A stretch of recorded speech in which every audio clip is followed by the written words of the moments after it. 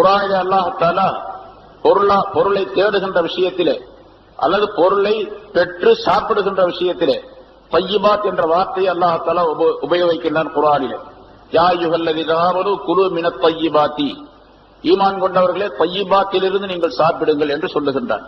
தய்யிபாத் என்று சொன்னால் இனிமையானது, நல்லது, மனமானது, எந்த விதமான அப்பழுக்கற்றது என்பதாக பொருளாகும். அப்ப பொருள் எப்படி இருக்க வேண்டும், தர்மம் செய்யக்கூடிய பொருள் எப்படி இருக்க வேண்டும் என்று சொன்னால் ஹலாலாக இருக்க வேண்டும் என்று அல்லாஹ் தஆலா தெரியப்படுத்துகின்றான். தய்யிபாத்துக்கு அர்த்தம் கேட்ட கருத்து அர்த்தம் ஹலாலான பொருளாக இருக்க வேண்டும். தர்மம் செய்யக்கூடிய பொருள் அது ஜகாத்தாக இருந்தாலும் சரி, சதகா உபரியான சதகாவாக இருந்தாலும் சரி, அல்லது தஹியா காணிக்கையாக இருந்தாலும் சரி, ஹதியாவாக இருந்தாலும் சரி, எதுவாக இருந்தாலும் சரி அது ஹலாலாக இருக்க வேண்டும். ஹலாலான பொருளை கொண்டு செய்யப்படக்கூடிய வணக்கத்திற்கு பெயர் தய்யிபாத் என்று சொல்லப்படும்.